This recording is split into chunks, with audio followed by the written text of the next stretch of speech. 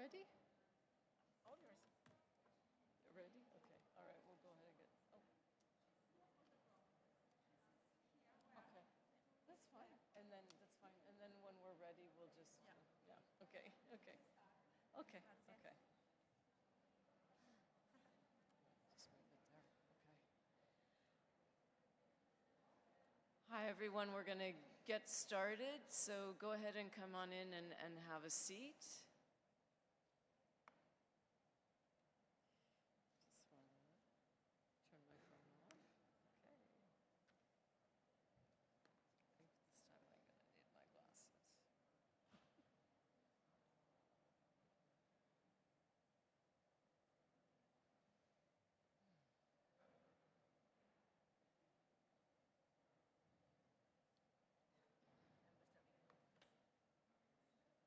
I know.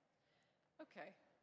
So we'll go ahead and get started. So welcome all. This is the workshop on Unveiling the Middle East Connection with Artistic Perfumery. And I think that if you've had a moment to walk around the show, you'll see more and more brands from this part of the world, which I think is very exciting. And I think it's time that we really shed a light on this part of the world. My name is Karen Marin, for those of you who don't know me. I work for Exceptional as editor and contributor to the website, and also I'm affiliated with Exence for the workshops. And joining me today, I have two experts on the Middle East market. And so just to give you a little preview of what we're going to talk about, the Middle East, it's a region where fragrance is deeply rooted into the culture. It's something that is part of the everyday life. It's present everywhere you go, from the moment you get up in the morning till when you go to bed at night. I was recently in Dubai. It was my first time there, and it was quite an experience from an olfactory level, from a overwhelming in terms of how much development is going on there. I was at Beauty World, and let me tell you, there is another world outside of Europe that is really growing for the Middle East market, fragrance, and the interest that's there.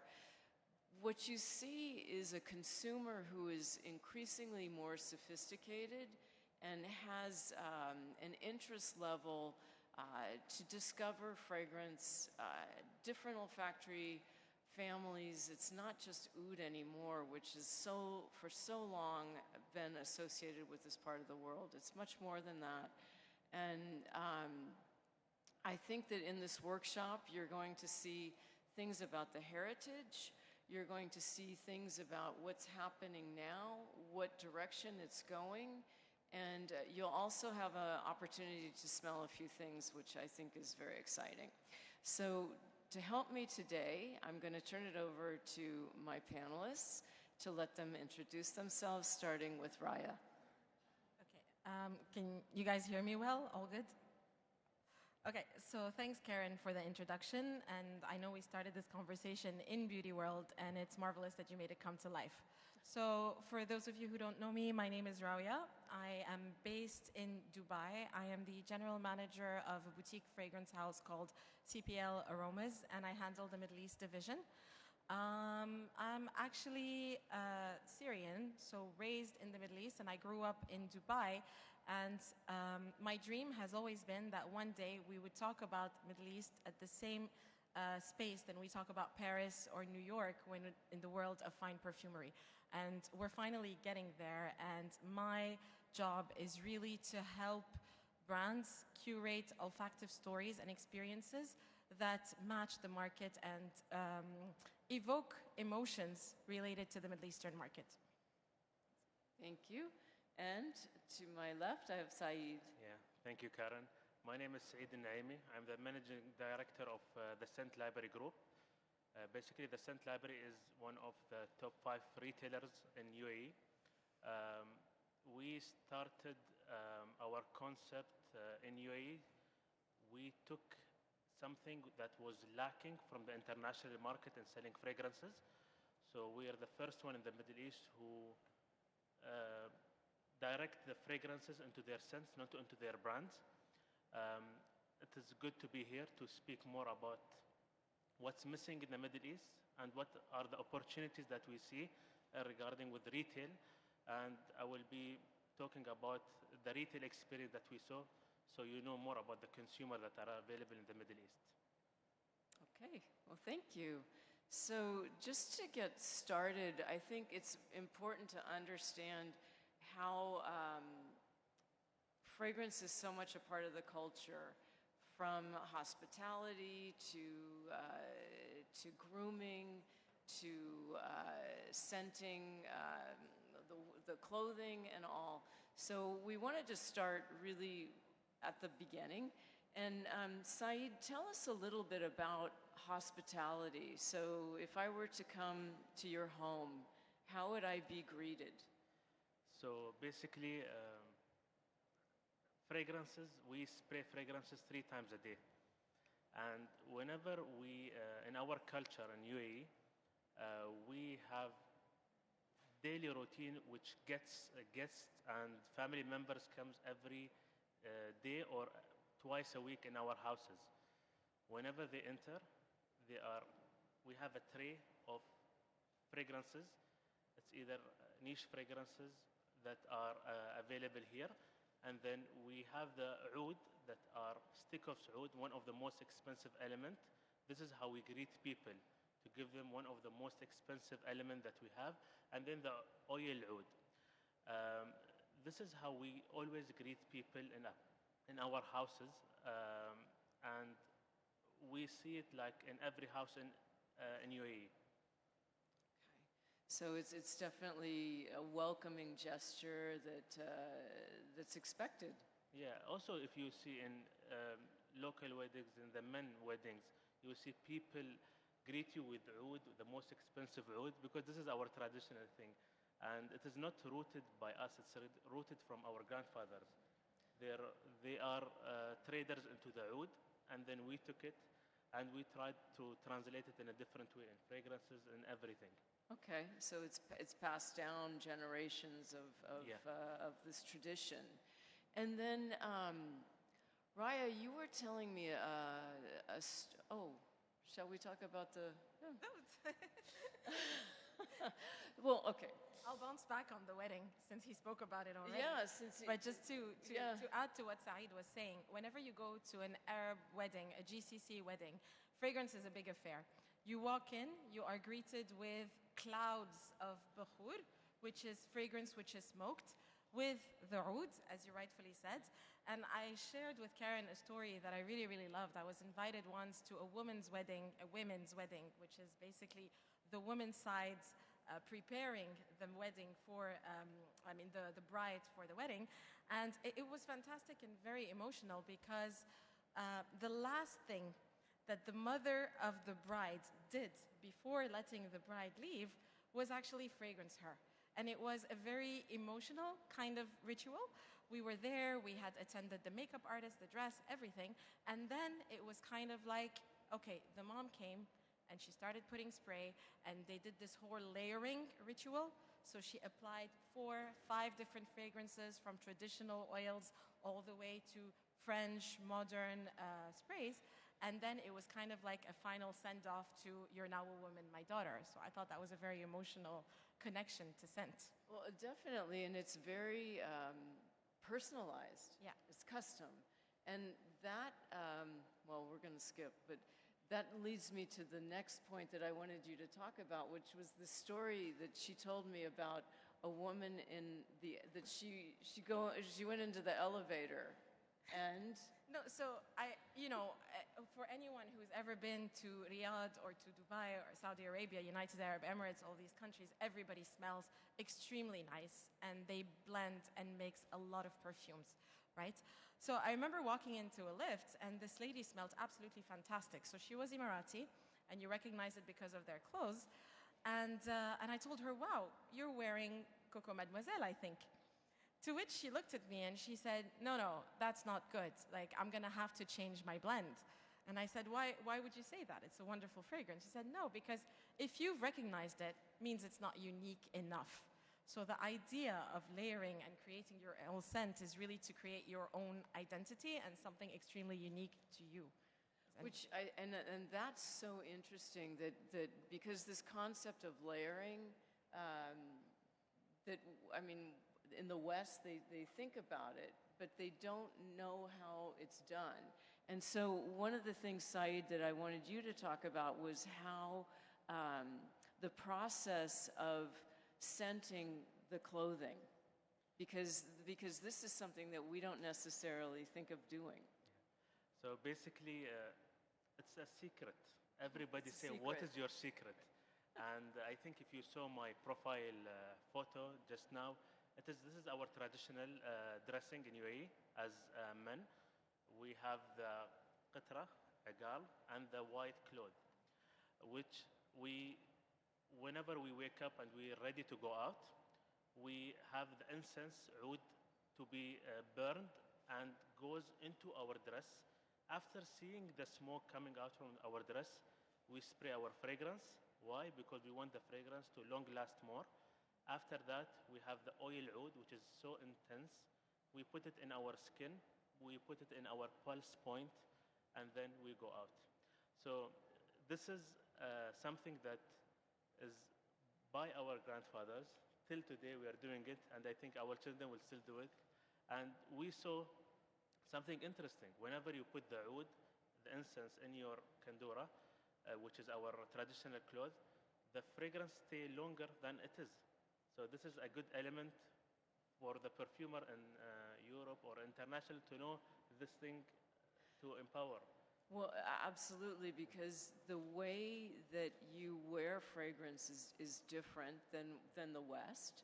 And also, we'll get into this a little bit later, but how you would test a fragrance, whereas we would put it on skin, you also will need to test it in a different way if you're going to be fragrancing clothing. So, Because everybody, like Rawia said, want to smell different.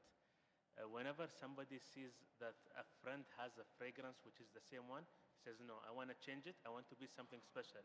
So every customer wants something special to him. And this is something that you see people are mixing two fragrances from different brands today to be special in smelling. which they must learn it from father to son. I mean, I don't even know how you would go about doing that. It's experimentation. Just trying out and learning from others. This is what. Yeah. Yeah. Okay. Well, let's also look at, who is the customer? Because I think that the West has a certain idea of who the customer may be, but I want people that are from that region to tell us, like, who is the customer today? So, Raya? Yeah. Actually, this was something that I really wanted to bring to the table because at the end of the day, there is a massive business opportunity in the Middle East. And there is a consumer that loves fragrance, that likes to change fragrance, and that has a lot of buying power. So over the next couple of slides, we'll cover who are these consumers.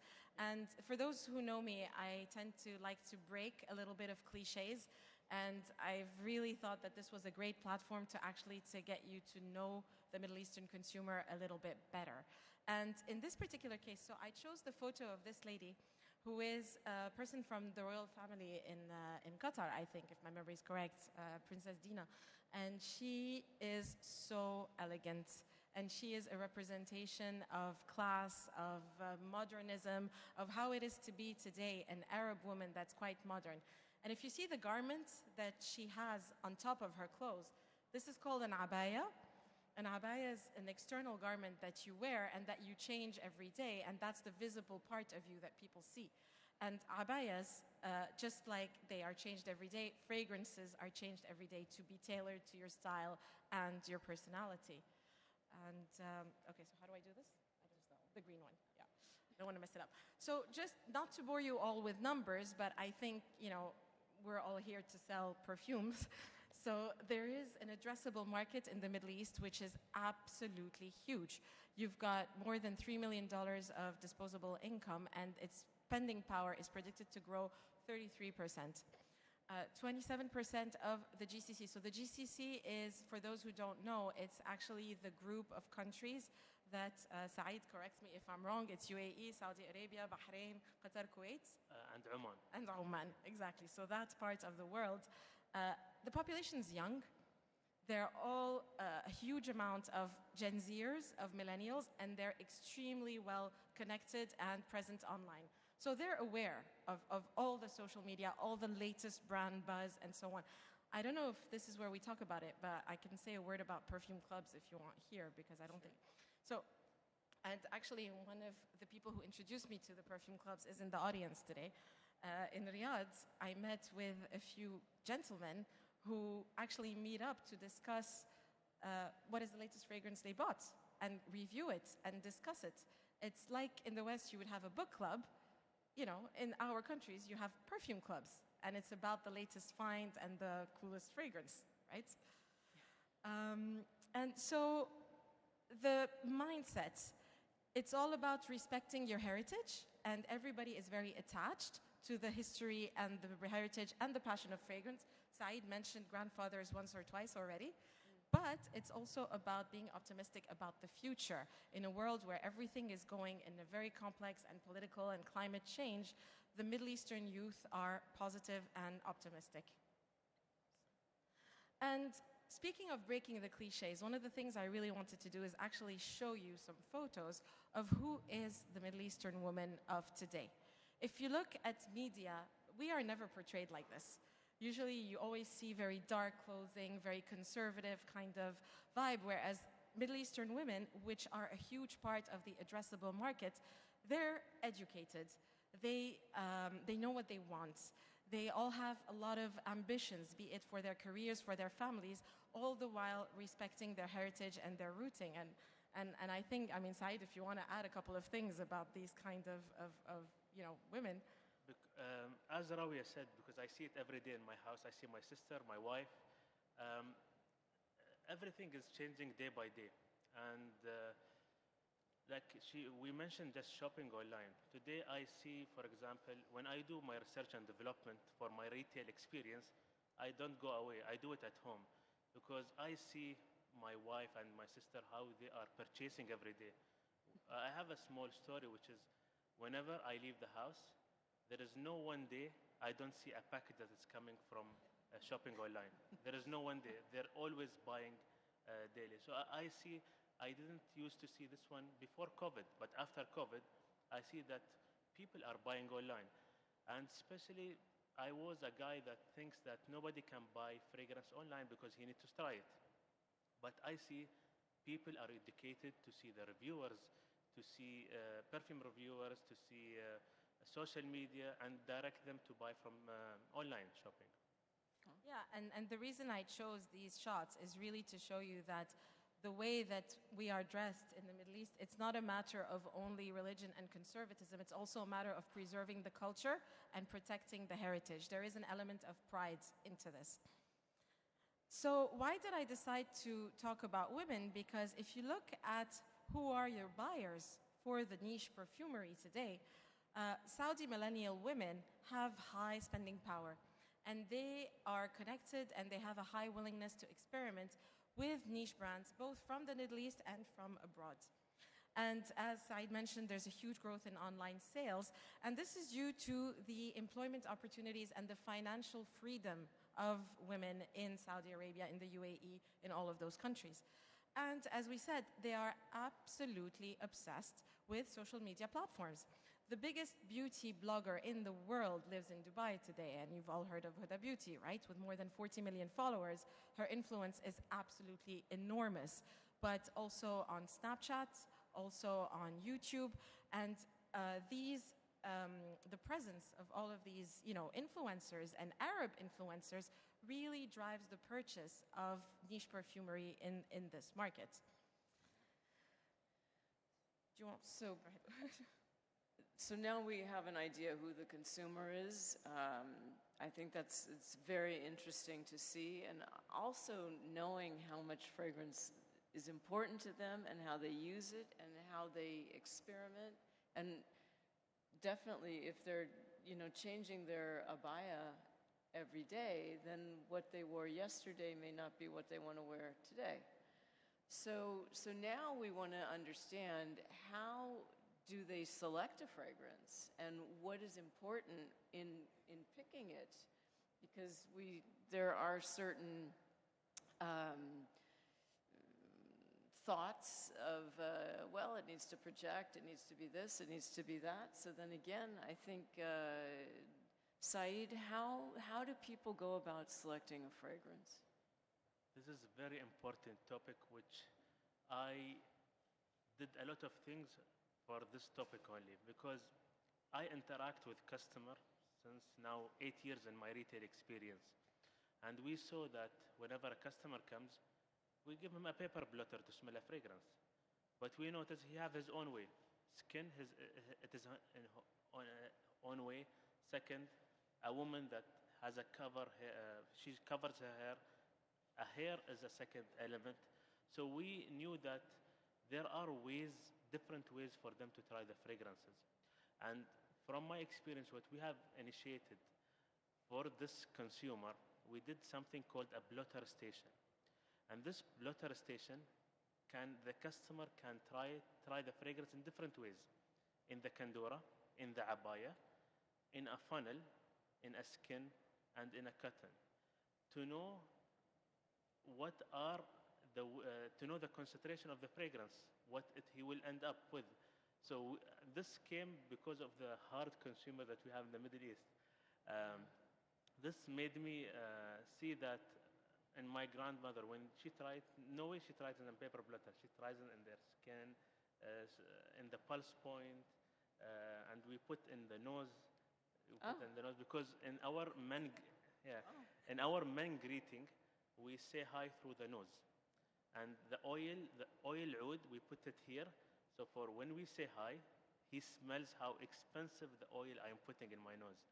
So this is something that I learned in my culture and translated into my retail experience, what I do. So there are different ways. If I speak, I want it to take too long. Well, and it's so interesting with the oils, because I was at a booth the other day, and I'm trying to understand how the oils are used and how they would be used in a Western culture now. But that's the story you didn't tell before about that they put it on the nose exactly. The men, they put it in the nose. My mom, my sisters, my wife, they put it because it's a very expensive. I think we'll be talking about it later on. I will give you the prices of the real oil wood. For me, I'm not expert in it. My mom, my grandmother, they're the expert in, so I take from them all of what I need to get for my year. But the thing is, my mom, when she goes to the wedding, she put this in their abaya, she put it in their pulse point. So they knew it before they were educated. So this was something that we know since a long time ago. When I go to my mom and tell her, this is the pulse point, she said, I do it before you were born. So this is the thing that I always tell myself, I need to take the data that my grandmother has and translate it to what I'm doing now. Well, and so clearly it's something that you grow up with. That's why I see it normal every day. Well, and if you grow up with it, I mean, then you have a level of sophistication and understanding, and this is why you were saying that people are very discerning. Yeah. So, unfortunately or fortunately, today, fine fragrances, there's a lot of market testing that goes on. And what we've noticed is that when you do market tests in the Middle East, you find that in blind, the consumers are extremely discerning about the qualities of their ingredients. So you cannot just give them, a cheap knockoff, to put it that way. Yeah. And I was trying to be politically correct. You can't give them a cheap knockoff and expect them not to realize it. So in general, they will be looking for fragrances that are bold. They will be looking for fragrances that are extremely faceted, that have a lot of boldness and distinction. For my fellow perfumers and evaluators in the crowd, historically, we like to talk about the olfactive pyramid, right? Top notes, the heart notes, and the bottom notes. I like to say that when we're designing a scent for the Middle East, we're not designing a triangle, we're designing a star or a big bowl, you know, with a lot of facets to it, or, you know, a shining disco ball. Let's put it that way. Wow. Okay. So then I think we may want to start smelling some things. Yeah. Dorothea. So What do we start with? no, but I'll talk to you about the, I mean, I've got a couple of smells because first, a little bit of, you know, vocabulary in terms of like smells. When you hear about Middle Eastern perfumery, you talk a lot about basically oud that we will cover a little bit more in details later. Rose is an essential part of perfumery. And some of you, especially those who may have been in the Middle East, may have heard the word mukhallat. Mukhallat, by essence, it means blended. And the way that we use it in the fragrance world is actually a new olfactory family, which is kind of a skeleton composed of rose, saffron, and oud, and then blended with a lot more things. And one of the questions that actually Karen asked me when we started this conversation is, okay, everybody knows about oud, we've all heard about oud, but what's beyond oud? How do we find the next Middle Eastern ingredient that's going to be trending? So for that, we look at, oh, okay, I already covered this, so. Oops. Well, it's fine. Now you guys all know what a mukhallat is. But just one thing that I wanted to add to this is that traditionally, it's a very Arabic format that you would find in souks. However, today, if you look at fragrances that we've put here, for example, this is the Fenty from Rihanna, and then there is another example, which is Sable Rose by Vuitton, both expensive Western fragrances. Well, if you look deep down at the olfactory structure, it's designed as a mukhallat would be. So you do have the rose, you have the saffron, you have the oud, and then you have a whole bunch of fragrances that kind of make it into an elegant, you know, modern scent.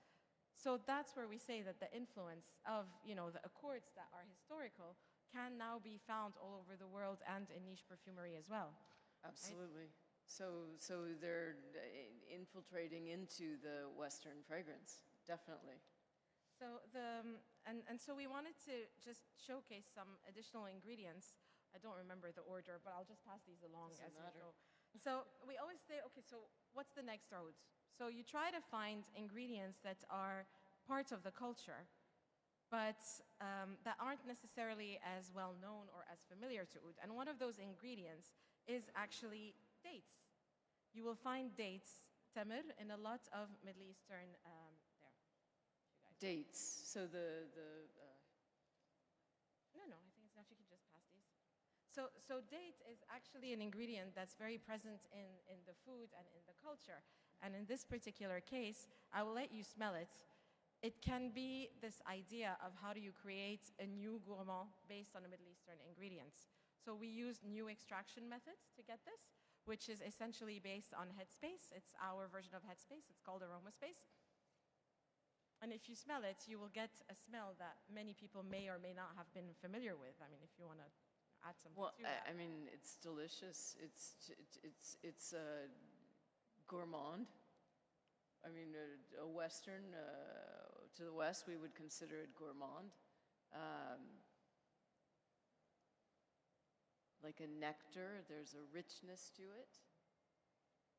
Yeah. And it's also a little bit almost boozy. Plum? Yeah, it's Plum-like? a boozy plum element. Yeah. It's good also when we see something that we are used to eat every day have been transferred to fragrances. And this is where we want things to see also more that are under our culture.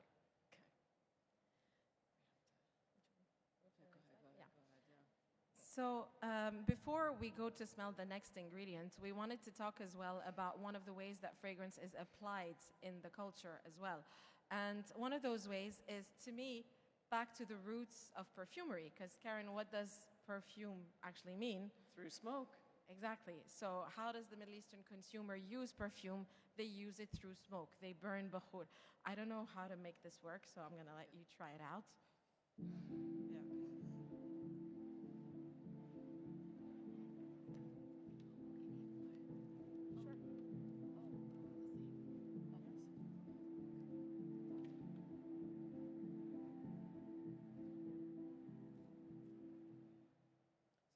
just an example of an Emirati brand that sells these products, and how you use it is that you burn it on coal.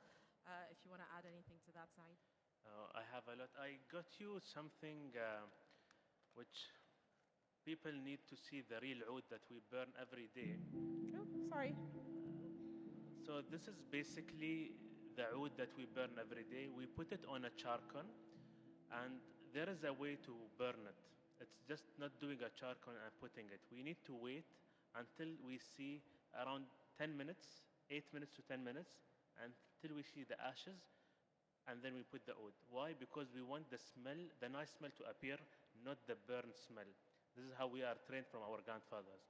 So, and including what Rawia was saying, we wanted to develop something in this essence, because everybody loves our fragrances.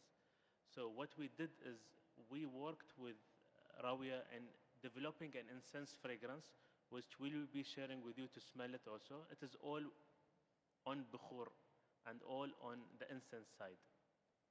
Yeah, and we can't talk about Middle East without talking about oud.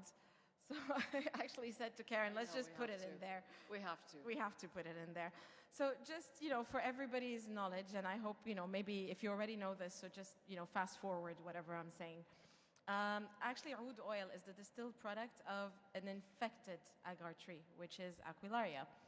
And what I love about oud, and I think there's a conversation in terms, I don't have actual oud. Because it's the one that was, unfortunately, it's a CITES protected species, and mine was taken by customs, so I couldn't bring it.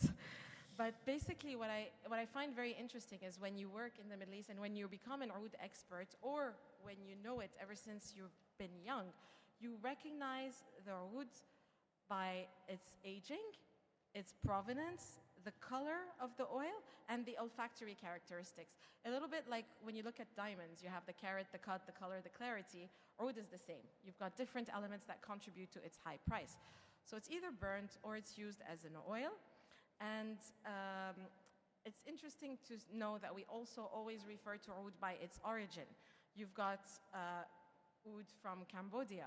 We would call it Cambodi. You've got oud from India. It would be called Hindi.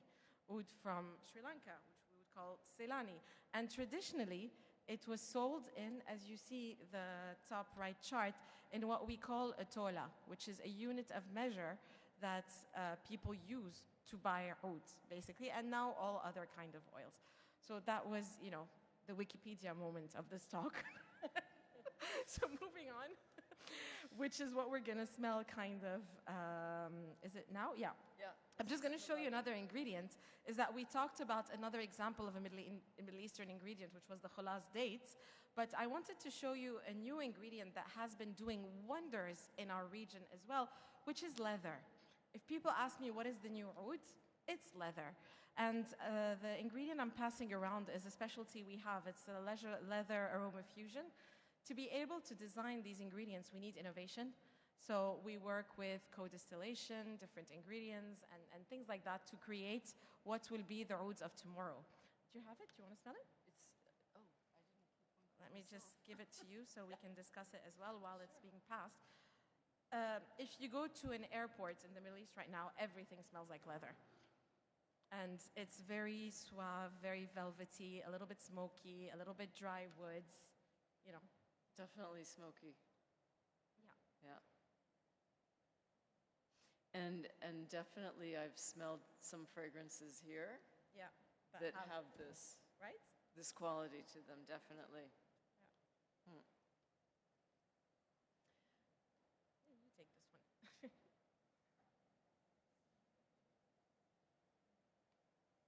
Two very different interpretations. I mean, here you have the date, which is very luscious and gourmand, as I said, and then you have something completely different in the leather note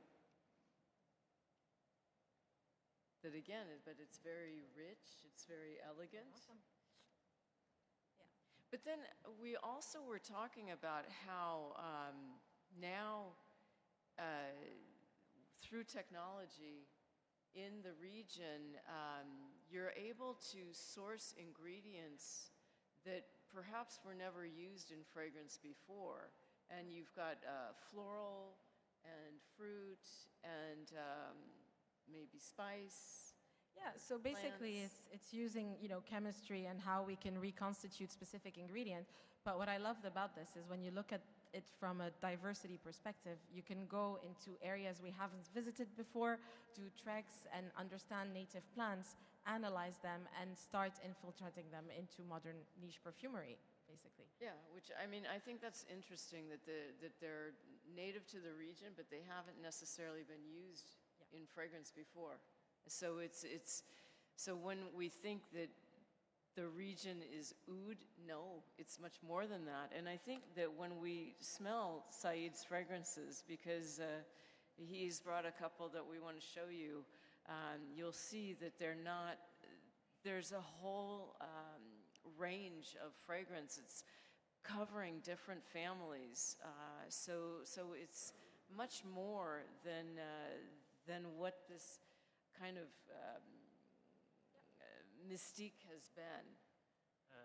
This is the thing. By the research and development, what Rawia does, it helps us to reach where we want to be. Like a fragrance that I was speaking about, Bukhur Bliss. The smell that was created, it's really hard to create, but by Rawia team, we have created something that is trendy worldwide, that speaks about how we apply Bukhur itself. So whenever a local Emirati or a guy from GCC will smell this fragrance, he will say, this is when I smell my brother or somebody part of my family.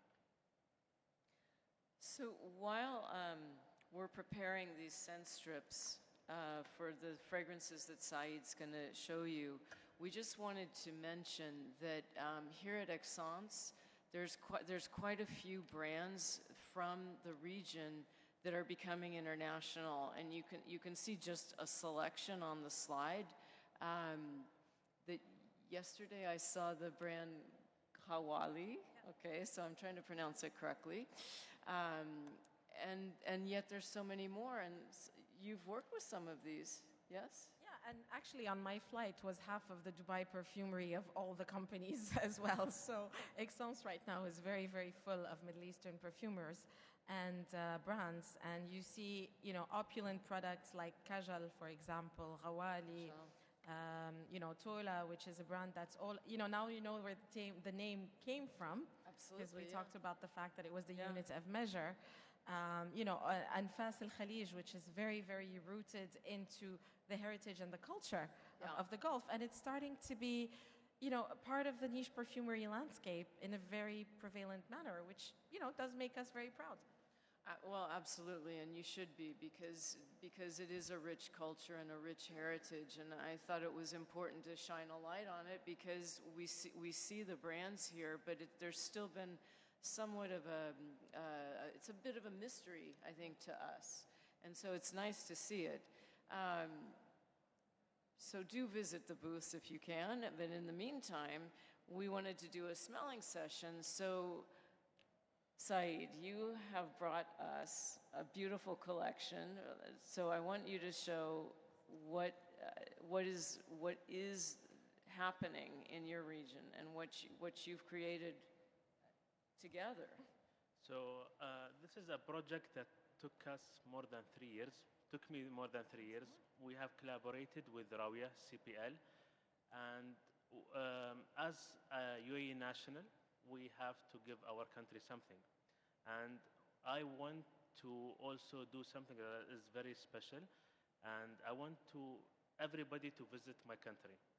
So this is the 7th sense of United Arab Emirates. The UAE have 7 cities. Abu Dhabi is the capital. We have Dubai, Sharjah, Ajman, Fujairah, Ras Al Khaimah, Al Qaywin. And I want every city have a special thing. So I'm into beauty and cosmetics. I'm into niche fragrances. So I wanted to do something that will add value to what I'm doing. So we have created it. I will just try to speak quickly about the story. Abu Dhabi fragrance is a fragrance that has lemon, and the story behind why we included lemon in it, it goes back to a story of the founder of the founder of UAE, Sheikh Zayed, when 50 years ago back, there was no anything planted in UAE, and he got scientists to UAE, and they all told him that nothing will be planted.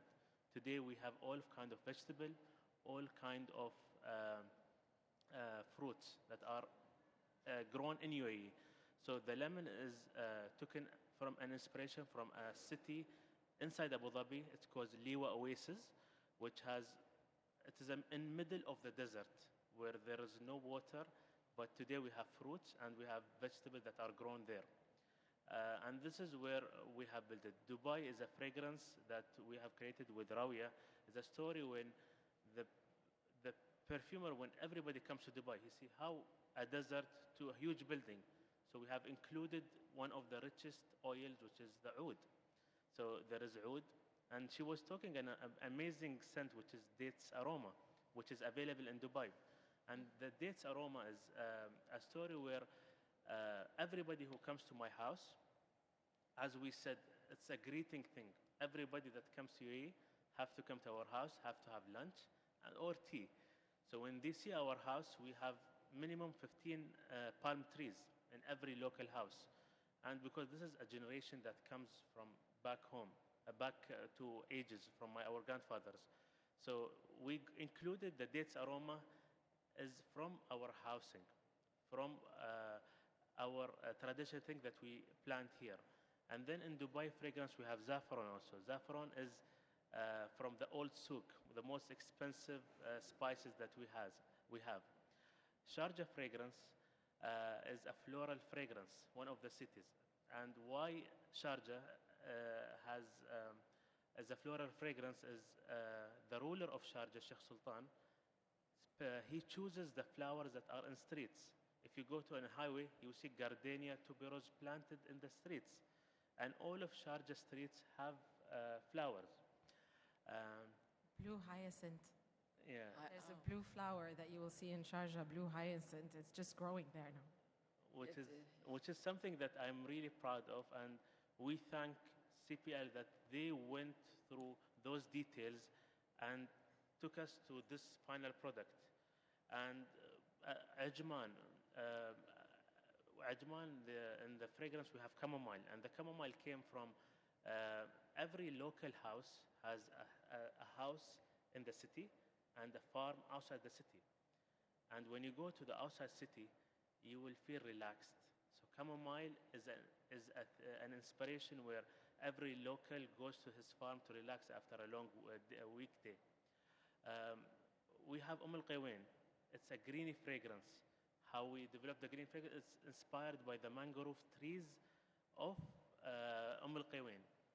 We have a lot of mangrove trees in the beach, so it's an inspiration. Ras Al Khema, it is a greeny fragrance, inspiration of olive farms that we have. We have olive oil grown in UAE, especially in Ras Khema, and we have olives that we export to outside. And this is where the fragrance that developed to speak to people, what is UAE, what are the special in the cities. Fujairah, it's an aquatic fragrance. Why aquatic? Because it is in the other sea side. It's every city in UAE, it's different. So we have aquatic, and an inspiration of the beach, we got put some gardenia inside it, and this is how we develop it. Everybody who sees it wants to visit UAE. And rightly so. So, which was the fragrance that they just passed one around? Which one was that? That was Bukhur Bliss. That's what Bukhur Bliss. that was Bukhur Bliss. Yeah, I will Okay. So now we're going to smell Dubai. Yeah. And so remind us again, the keynotes are? So we have oud in the top note, we have dates, so you will Oud smell and the dates. sweetness of the fragrance, and you have saffron. And I already got the booklet. You can look on who's the perfumer who created it. One of them is Kevin Matthews from CPL. and all of the rest of the ingredients also. Okay.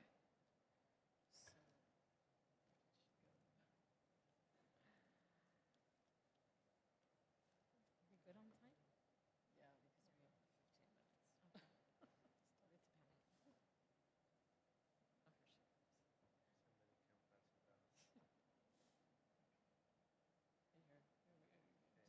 to panic. Oh, here she comes. Here, do some more. Because so inspired by the city of Dubai, Yeah.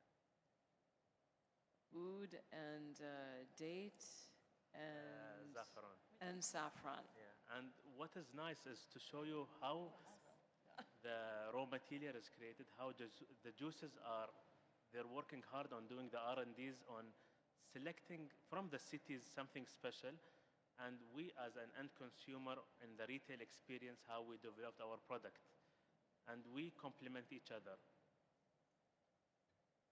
And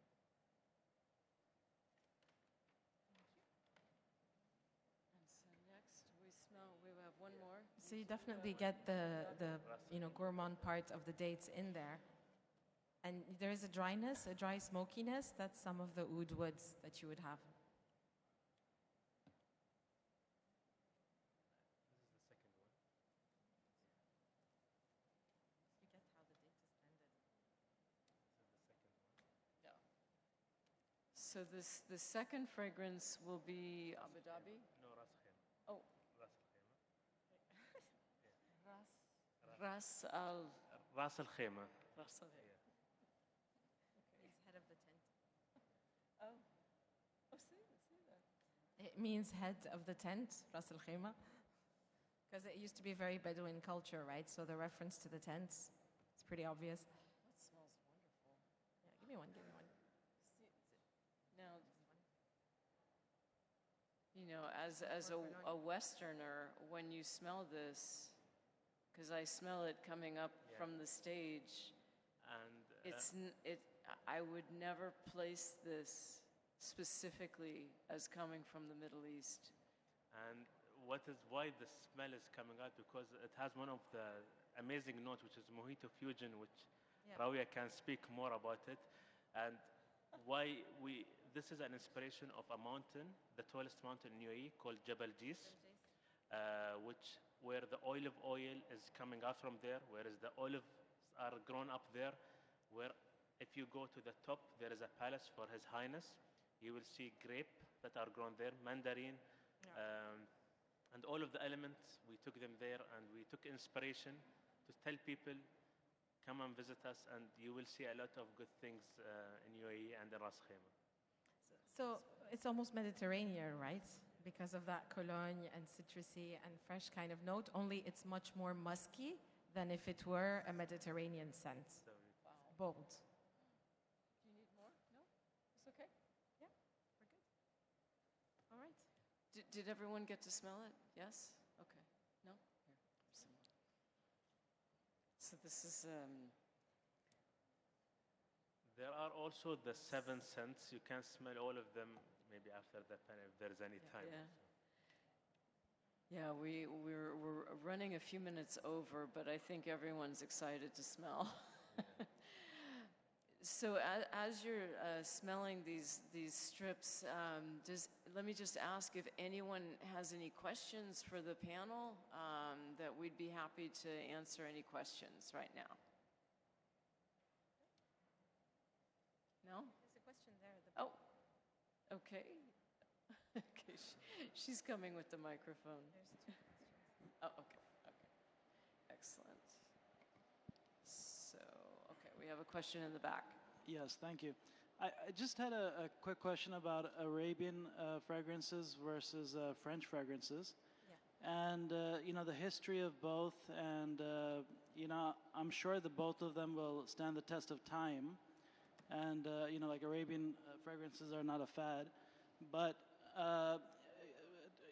when you compare the both of them, is there any stark differences in maybe the target market, or, if you can talk a little bit about that?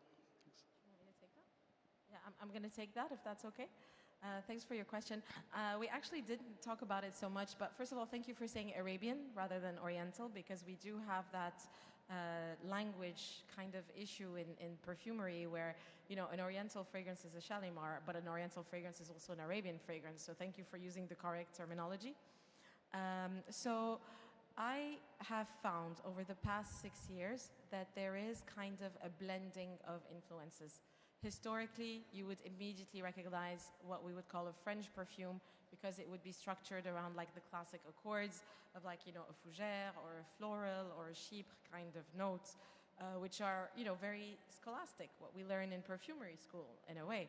But as you go to markets like Kuwait, or you come even to Aix-en-Provence and you smell some of the products that are on show, what I'm finding is a blend of a completely new category of perfumes, which is the French Arabian perfumes.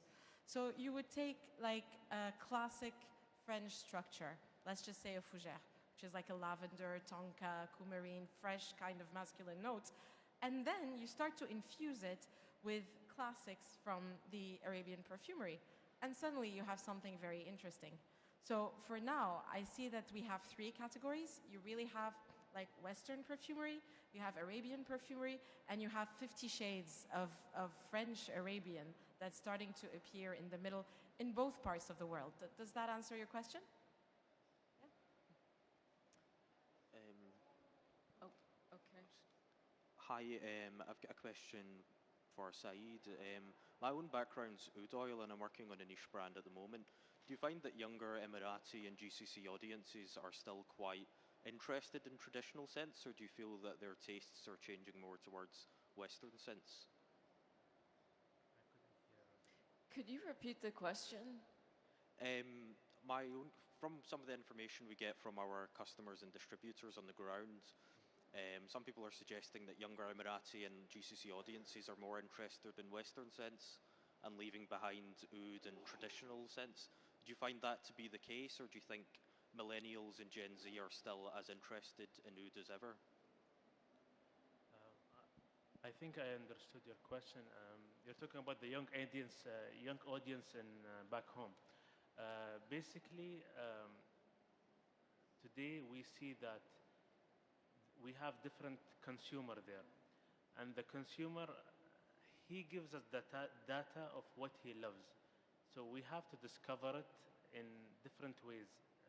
When it comes to today, we see the 18 to 24 years old have a different taste of fragrances. They go more on branding side. They don't go on smell side. They go on to influencing.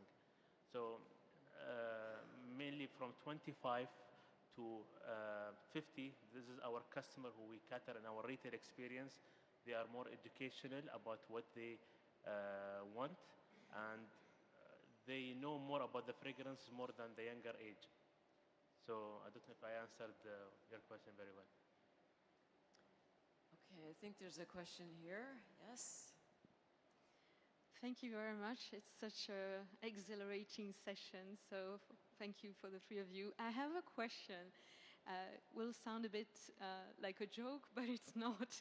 I mean, maybe it's more for Saeed or whoever wants to answer.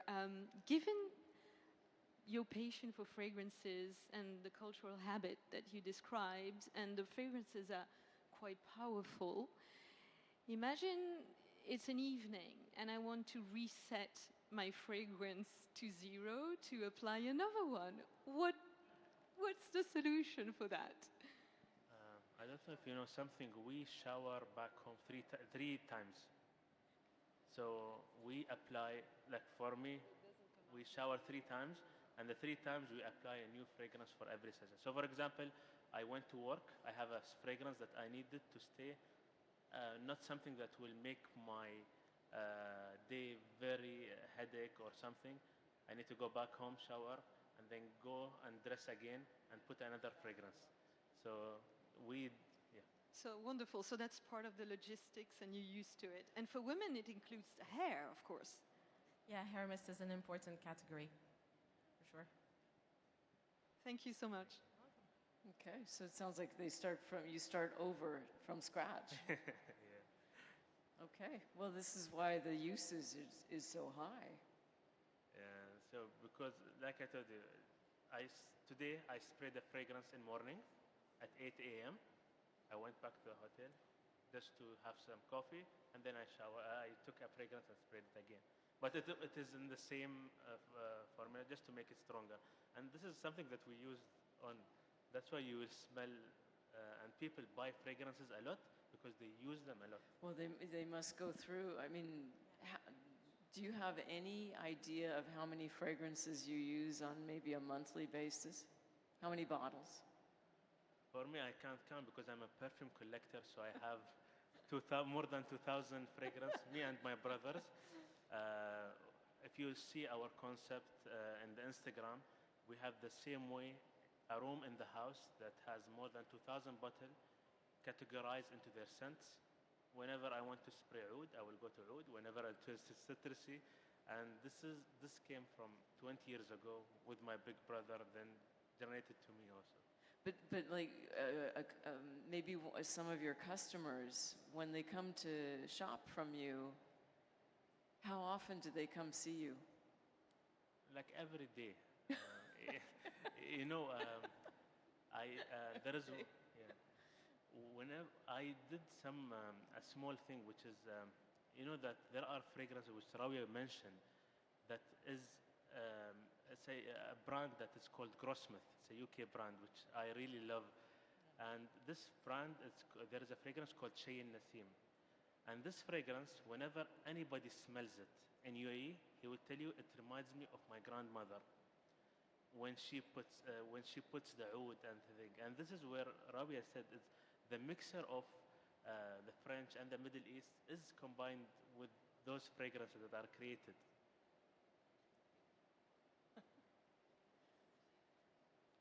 Okay, any other questions? No? Okay, well, thank you so much. If anyone wants to smell some other things, I'm sure Saeed would be happy to show you the other fragrances from the collection.